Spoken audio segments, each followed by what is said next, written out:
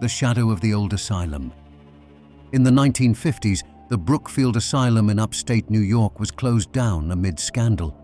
Reports of severe abuse and mistreatment of patients had leaked to the public, tarnishing the institution's reputation. Murmurs of darker secrets, the kind that never made it to the newspapers, floated among the townspeople, tales of hidden experiments and unmarked graves beneath the building. No one dared approach the decaying structure, which loomed like a forgotten tomb, shrouded in vines and rust. 3 decades later, in the fall of 1987, a group of urban explorers decided to sneak into the old asylum. Among them was Mark, an aspiring filmmaker who saw the outing as an opportunity for a thrilling documentary. Equipped with a bulky VHS camera, he joined his friends, who joked about finding ghosts and hidden treasures. But as they approached the entrance, their laughter faded into nervous whispers. The inside of the asylum was a labyrinth of peeling paint, shattered windows, and collapsing ceilings. Graffiti covered the walls, but beneath the crude drawings, old signs still pointed the way to treatment rooms, infirmary, and the morgue. The group hesitated when they reached the basement stairs, the air thick with the scent of mold and something sour. But curiosity got the better of them, and they ventured downward, their flashlights cutting through the darkness. Rumors had long circulated about the basement, where it was said that bodies of patients who died under questionable circumstances were buried in unmarked graves. As the group walked through the damp halls, a cold draft swept through, sending shivers down their spines. Mark's camera began to glitch, lines of static crawling across the screen. He brushed it off, thinking it was just the cold affecting the old machine. They reached the morgue, its door hanging loosely on rusted hinges. Inside, the temperature plummeted, as if the room were frozen in time. Dust-covered metal slabs lined the walls, and broken drawers gaped open, revealing darkness beyond. Mark aimed his camera at the slabs, trying to catch every eerie detail. That's when he saw it, a shadow darting across the far wall, even though everyone else stood still. "Did you see that?" Mark whispered, but his friends shrugged it off. Mark's heart pounded, but he continued filming. He moved deeper into the room, focusing the lens on a corner where shadows seemed to dance. Suddenly, he felt a sharp, icy grip on his shoulder, like skeletal fingers digging into his skin. He spun around, the camera lurching wildly in his hands, but there was nothing there, only darkness. Shaken, Mark convinced the group to leave, insisting that they had enough footage. They hurried back through the basement, their footsteps echoing in the hollow corridors.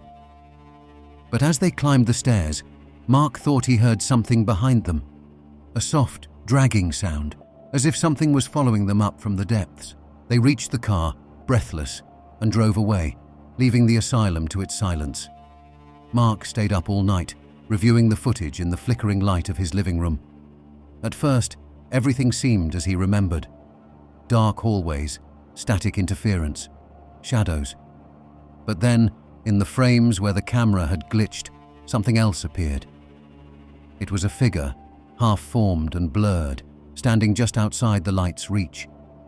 Its eyes were empty, black voids, and its mouth was stretched into an unnatural smile too wide for any human face. As Mark watched, the figure's hand seemed to extend toward the camera, as if trying to reach through the screen. Then, the video cut to black. The next day, Mark showed the footage to his friends, but they brushed it off as a trick of the light or a camera malfunction. They moved on with their lives, but Mark couldn't shake the feeling that something had followed them back. It started with small things, cold spots in his house, lights flickering for no reason. Then came the bruises, dark fingerprints that appeared on his arms and neck overnight. He woke up one night to the sound of whispering, soft and indistinguishable, but growing louder until it filled his bedroom. He turned on the light, but he was alone. Mark's friends soon reported similar occurrences. One claimed to hear footsteps pacing outside his door at night, while another swore they saw a shadow in their bathroom mirror, an outline that wasn't their own. All of them were plagued by the same nightmares, a dark figure watching them from the edge of their beds, its smile too wide, its eyes voids of endless black. A few months later, Mark disappeared without a trace. His car was found abandoned near the edge of town, his house left untouched. The only clue was the tape from that night, still inside his VHS camera, the final seconds showing the figure's hand reaching closer and closer before the footage cuts off. To this day, no one knows what happened to Mark. But local legends claim that the Brookfield Asylum is still haunted, not just by the spirits of the patients, but by something darker, a shadow that moves through the abandoned halls, searching for those who dare to look into its eyes. And some believe that Mark's disappearance was just the beginning, a warning to anyone who might think of venturing into those haunted ruins again. The Haunting of Room 217. In the winter of 1911, the Grand Stanley Hotel in the heart of Colorado was known for its breathtaking views and luxurious accommodations. But one cold January night changed its reputation forever. Elizabeth Wilson, a dedicated maid with a gentle demeanor, was attending to room 217 when an unnoticed gas leak ignited, triggering a massive explosion. The blast ripped through the room, hurling Elizabeth through the floor into the dining hall below. Miraculously, she survived, though she suffered broken bones and severe burns. The hotel was repaired, and Elizabeth returned to her duties, determined to resume her life. She worked in the hotel until her death in 1950, but her attachment to room 217 never waned, even after her passing. Fast forward to 2016. The Stanley Hotel had become a popular destination for tourists, particularly those intrigued by its haunted reputation. Room 217, known for its paranormal activity, was booked well in advance by thrill seekers. That winter, a young couple, Sarah and Josh, reserved room 217 for a weekend getaway. They were aware of the room's history, but curiosity outweighed their fear. Sarah, a horror enthusiast, hoped for a brush with the supernatural, while Josh remained skeptical, teasing her about the ghost stories. The first night, they settled into the plush bed, laughing about the eerie tales they'd read online. As midnight approached, Sarah drifted to sleep, but Josh lay awake, listening to the wind howl outside. Then he heard it, a faint creaking, like footsteps on old wood. He dismissed it, thinking it was the room above. But the sound grew louder, distinct, as if someone was pacing back and forth directly inside their room. Josh's heart quickened, and he nudged Sarah awake. "Do you hear that?" he whispered. They both lay still, straining to listen. The footsteps continued, rhythmic and deliberate, pausing occasionally near the bed. Just as they were about to convince themselves it was the pipes or an old building settling, the temperature in the room plummeted. Their breaths puffed out in front of them like steam in the icy air. The lights began to flicker, casting strange shadows on the walls. Sarah clutched Josh's arm, her earlier excitement replaced by genuine fear. Josh grabbed his phone, turning on the flashlight to cut through the dim room. He swept the beam across the space, revealing nothing unusual. But when the light reached the closet, they froze. Inside, partially obscured by the half-open door, stood a shadowy figure. It was a woman, her outline blurred, as if caught between worlds. Her face was shrouded in darkness, but they could make out the distinct shape of a maid's uniform, the fabric swaying slightly as if caught in a draft. They stared, paralyzed, as the figure seemed to shift its weight, turning slowly toward them. And then, just like that, it vanished, melting into the shadows of the closet. The door creaked open wider with a slow, grating sound, revealing only darkness beyond.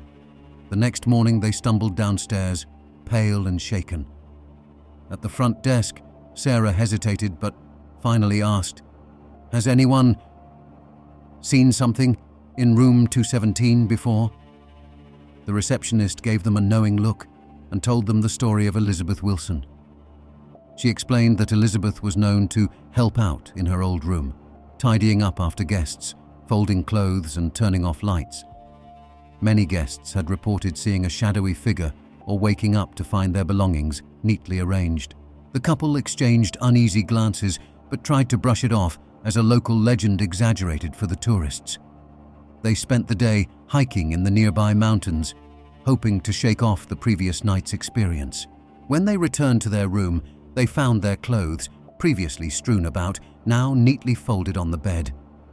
The bathroom light, which they distinctly remembered leaving on, was switched off. But what truly sent chills down their spines was the note on the dresser. Written in elegant, old-fashioned handwriting, it read, "You're not supposed to be here." Sarah dropped the note as if it burned her fingers, and they quickly packed their things, throwing their belongings haphazardly into their suitcases. As they fled down the hallway, they swore they heard a faint, disapproving sigh trailing behind them, as if someone watched their hasty departure. They checked out that night, leaving the hotel behind in their rearview mirror, vowing never to return. Sarah became obsessed with researching Room 217, finding stories that matched their own, tales of cold spots, whispers in the night, and even sightings of a spectral figure lingering near the closet. Some even claimed that Elizabeth could be protective of the room, as if guarding it from guests she found undesirable. Despite its terrifying reputation, Room 217 remains one of the most requested rooms at the Stanley Hotel. Paranormal investigators, thrill seekers, and those curious about the afterlife continue to stay there, hoping for a glimpse of Elizabeth Wilson. Some leave with nothing more than an eerie feeling, but others report waking to find their suitcases packed or their clothes neatly folded, small polite gestures from a maid who refuses to rest. And every so often, someone finds a note, written in that same old-fashioned script, a warning or perhaps a plea. "You're not supposed to be here." To this day, the staff at the Stanley Hotel tell new guests about Elizabeth's dedication, her care for Room 217 that extends beyond death. Some believe she's still looking after the hotel, ensuring that everything is in its place. But others, like Sarah and Josh, know there's a darker side to her presence, one that leaves you with a chill that not even the warmest fireplace can chase away. Thanks for joining me on this journey into the night. If you enjoyed the hunt and want to see more adventures, don't forget to hit that like button. And if you want to stay updated on all our midnight mysteries, make sure to subscribe and ring that bell. Your support helps us uncover more secrets and bring you thrilling new content every week. Until next time, stay curious and keep hunting. This is The Midnight Hunt, signing off.